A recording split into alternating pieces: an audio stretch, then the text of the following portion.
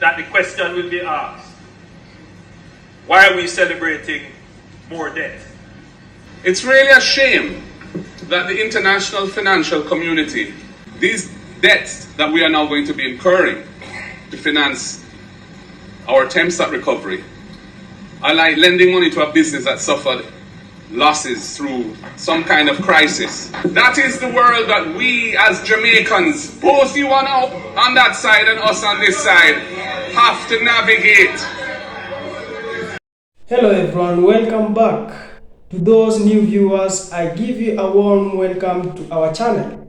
Today we are talking about very important debate that happened in the Jamaican parliament after Hurricane Melissa. The storm caused serious damage across the country, and now leaders are discussing how Jamaica should recover. The big question is simple. What is the best way to rebuild the country without creating bigger problems in the future? Let's watch this video until the end, then I'll come with more comments. We will approach reconstruction as a growth-inducing strategy. I know from this that the question will be asked, why are we celebrating more debt?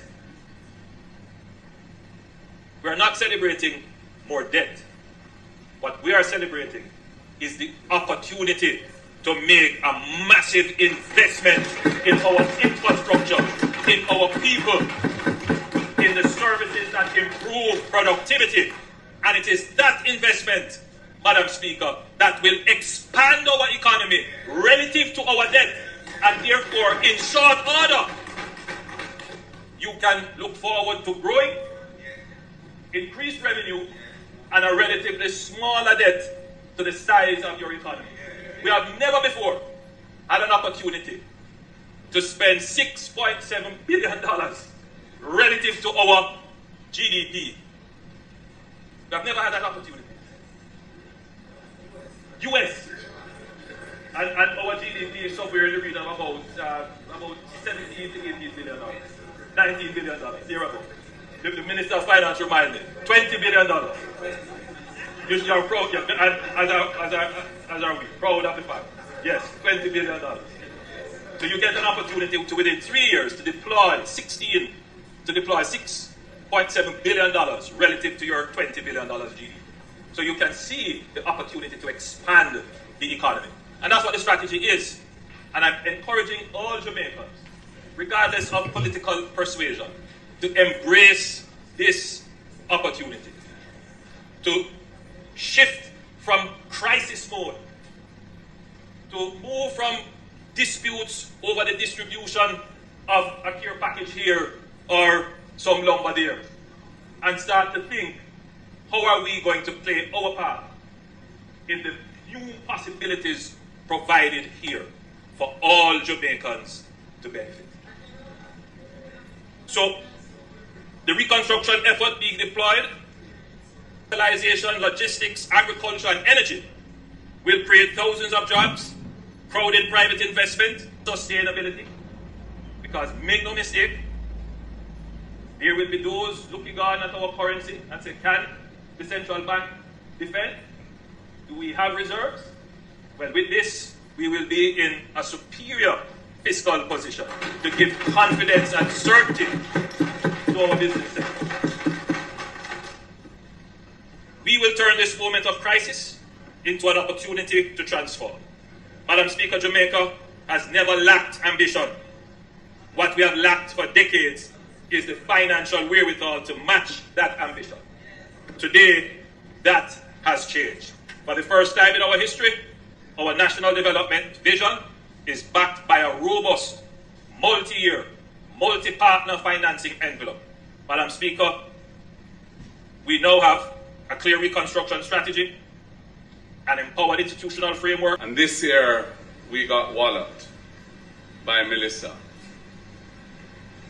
It's really a shame that the international financial community is still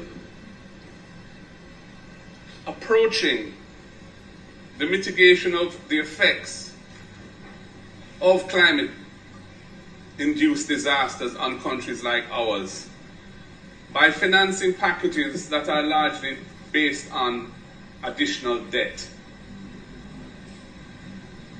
These debts that we are now going to be incurring to finance our attempts at recovery are like lending money to a business that suffered losses through some kind of crisis that is trying to dig itself out of a hole from. Taking on additional debt to do that is going to be a challenging road for any country. Therefore, I don't think it's appropriate to treat these announcements in a triumphant way. We are going to be incurring the costs of paying back this massive additional borrowing in years to come. We are in a country which has spent the last 15 years seeking to get ourselves out of a debt trap, where we've had to run massive primary surpluses every year consistently to reduce our debt to GDP ratio, with a target that's written into our law incidentally by a government from this side, which we were anticipating would have been met this year before Melissa struck us. And now we are facing a new era of massive incremental borrowing. If you look at 3.6 billion US of sovereign debt, that's over 25% of GDP of additional borrowing. That does, and the 662 billion already available, only less than half of that is in a form that's not debt. Most of that is debt as well. This $2.4 billion of private capital, we look forward to seeing whether that will be forthcoming and in what volumes, because you can't project that you're going to receive private investment as part of your recovery. I'm glad that the multilaterals are going to support the effort, but at the end of the day, investors have to be willing and there have to be projects available to them that are bankable and investable. So we will see whether or not that happens. But the reality is that only 12 million US out of $7 billion is grant funding. Only 12 million US out of over 6 billion of programmed US funding is grant funding. That is the world that we as Jamaicans, both you on that side and us on this side, have to navigate.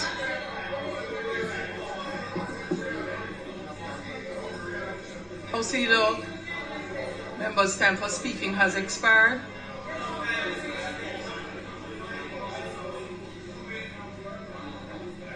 House Leader, the members' time for speaking has expired. We didn't visit your Prime Minister's speech with the kind of response that you're giving mine. Madam Speaker, as the time for the opposition leader has expired, we ask that you give him sufficient time to complete his presentation. House, the question is that the Leader of Opposition be allowed an additional 5 minutes to complete his presentation. No, members, I am going to ask that no one asks for sufficient time to complete, because those words can mean a 2-hour, 3-hour presentation like the member from St. Andrew South. Yes, Angela, you know it's you, who spoke for hours.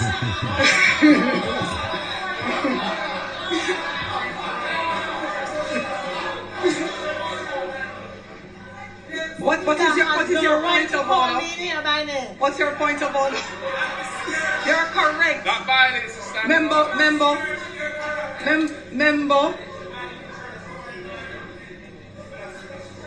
Member, you're correct. But it is not in keeping with the approach of Parliament to speak until conclusion, whenever that is. And we have learned our lesson, as the member so nicely stood up and reminded us. So she knows who we are speaking of. So 5 minutes, House. Those in favor? Those against, the ayes have it. House Leader?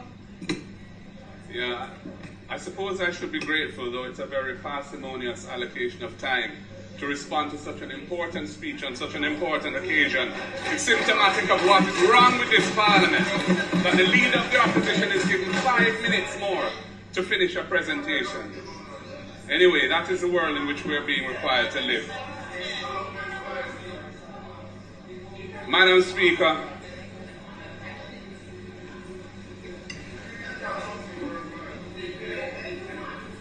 the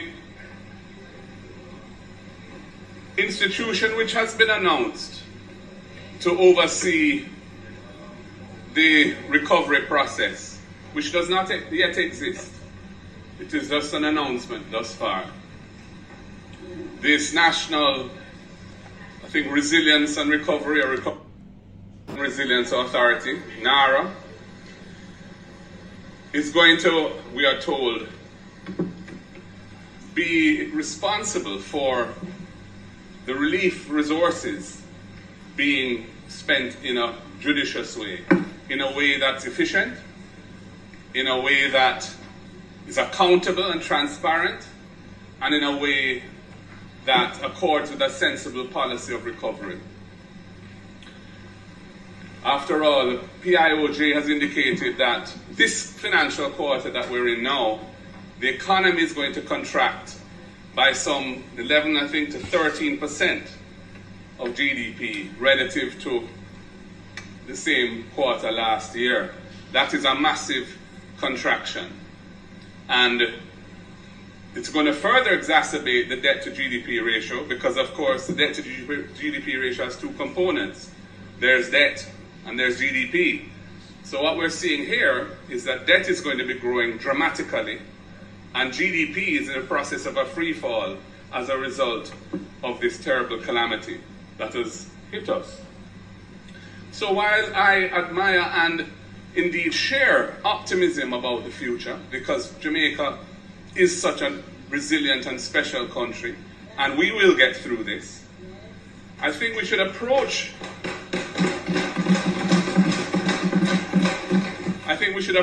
an announcement like this with some sobriety. This event has caused us to retrace our steps substantially from the economic path we were on, and which the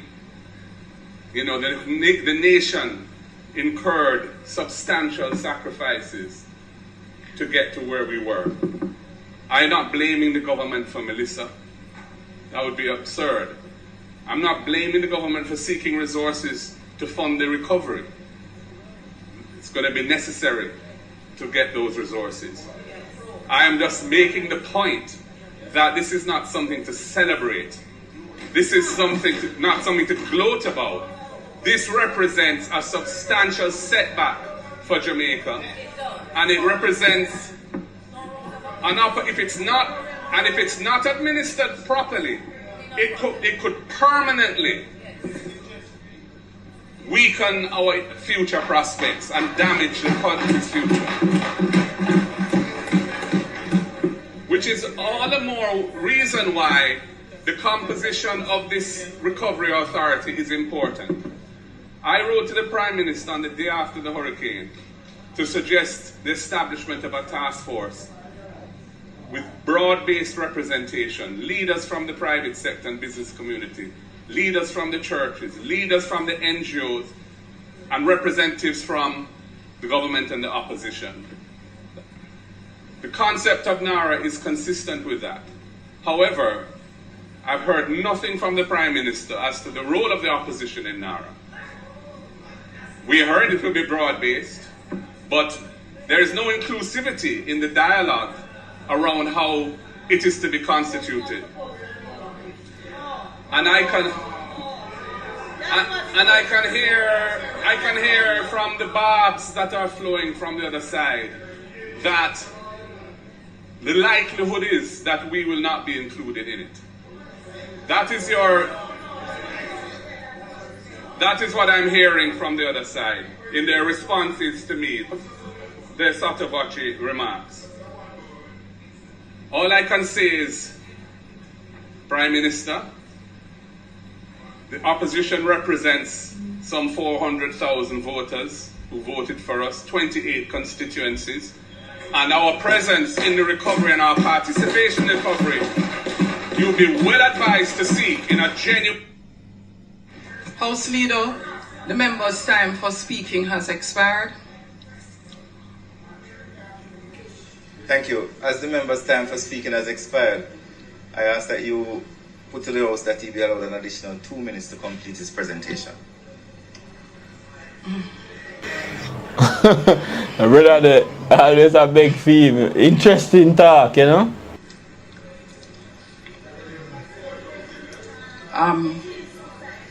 Complete your presentation, Opposition Leader. Complete your presentation, Opposition Leader. Another generous allocation of time. Thank you very much. And Opposition Leader, Yes. Prime Minister got 10 minutes extra on 12 minutes for statement by Minister. Right. I won't be nearly as long. And you got I'm half wrapping of that up. time. I'm wrapping up. Yeah. It's not in my nature to be long-winded. So, Prime Minister, the point I was making is, I think you would be well advised to seek, in an authentic way, the inclusion of the opposition in the governance arrangements over which these funds will be administered on this recovery, because Jamaica is facing an unprecedented disaster, the scale of which is indeed awesome and frightening to those who have to encounter it on a daily basis in several parishes across the land. So, Prime Minister, I wait to hear your thoughts on this. I have asked you about it for a month now. You haven't indicated to me your views, but you know, I'm putting to you today again what I consider to be the optimal approach to dealing with this particular matter. Time is short and I've been asked to finish within 2 minutes, so I will wrap up now. More or none. We will be hearing about the fiscal rules and we will be hearing about the suspension of the fiscal rules, no doubt. And I'm looking forward to the discussion around that, where I'll have an opportunity to say some more on these matters. Thank you, Madam. So, thank you, Madam Speaker. You made mention of the human dignity component with your transition to digital cards or an alternative means to food distribution. In your presentation, I note that the purpose of loans, albeit that you are celebrating and we ought to celebrate restoring the country, the aspect as to whether or not there was any consideration of persons who simply won't be able to access your electronic system to access basic necessities for the food and anything else that comes with it. Mm-hmm. Also, in terms of an allocation, is there a specific sum that goes to the persons who are the primary victims and should be the ultimate beneficiary of any loan given? That is to ensure that the lives of the people are restored in a position better or at a minimum to the position they were before the disaster. And ask lastly that any consideration should consider the Constitution and the guidance on human rights when that is done. Thank you. The member. Right. Thank you very much. Prime Minister, in speaking about the next phase, and in particular moving from relief to recovery, I had a question in terms of, I think you had mentioned something about cash transfers earlier, though not specifically in here, but it ties in. So the question I wanted to ask is whether or not in the distribution of cash, allocation of cash transfers, whether gender-sensitive targeting will be used, especially given the fact that we know that targeting households that are led female heads, that really brings more fairness. And I was wondering whether or not that was contemplated in what you are planning to do. The other question that I have was really around also integrating emergency cash relief into existing welfare programs. We haven't heard much spoken about that, but I believe that that is important, although issues of connectivity and network would hamper how successful that can be. But as we are moving to restore, I am asking, where are we with that, and hoping that we will do that. Prime Minister, you speak in the reconstruction effort being deployed across infrastructure, housing, digitalization, logistics, agriculture, and energy, that thousands of jobs will be created.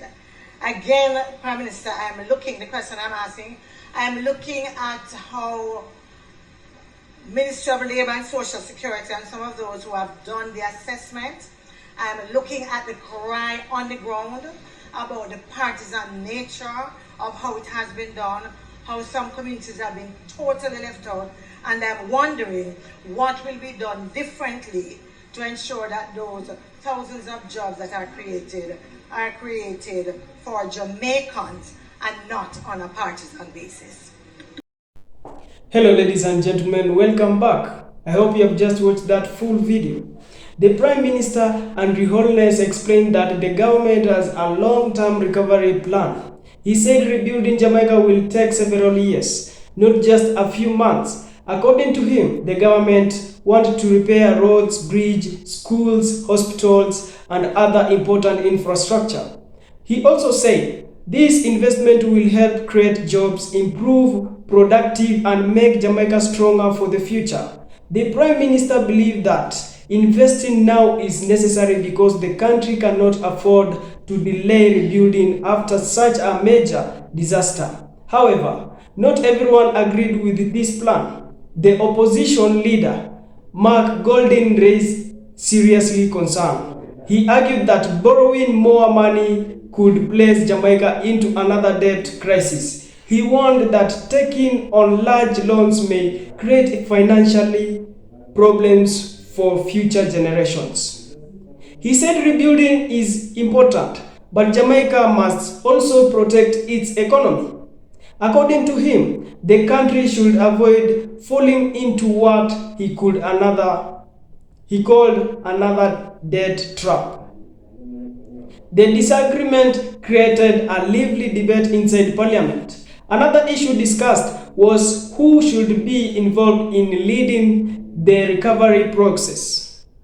Mark Golding said the Recovery Authority should not only include members of the government, he believes it should also include the opposition and representatives from different parts of society.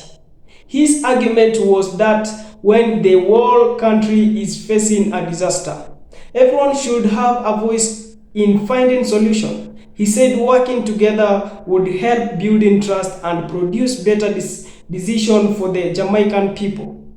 As the debate continues, tension inside Parliament became even stronger. There were disagreements over speaking time, and some members felt the discussion were not being handled fairly. The debate also brought attention to the Speaker of the House, Juliet Holness. Some critics questioned whether Parliament can remain completely fair because the Speaker is married to Prime Minister Andrew Holness. Other argument that Speaker performs her duty professionally and follows Parliament rules. These issues continue to generate different opinions among Jamaicans. The commentant believes that political arguments should not become more important than helping people recover after a disaster. Many families have lost homes, business, and sources of income. They are looking to their leaders whose solution, not endless political fights, whether someone supports the government or the opposition. Everyone wants to see Jamaica recover quickly and successfully. This is why many people believe cooperation is more important than political competition during difficult times. Natural disasters affect the entire country. They do not choose political parties. That is why Jamaicans hope their leaders can work together, share ideas, and focus on rebuilding communities instead of arguing. At the end of the day, the biggest winner should be the people of Jamaica. What do you think? Should the government continue its recovery plan? Should the opposition have a bigger role in the rebuilding process? And do you believe both sides should work together during national emergencies? Share your thoughts in the comments below. If you enjoyed this video, don't forget to like, subscribe, and turn on the notification bell so you will never miss another update. Thank you for watching, and I will see you in the next video.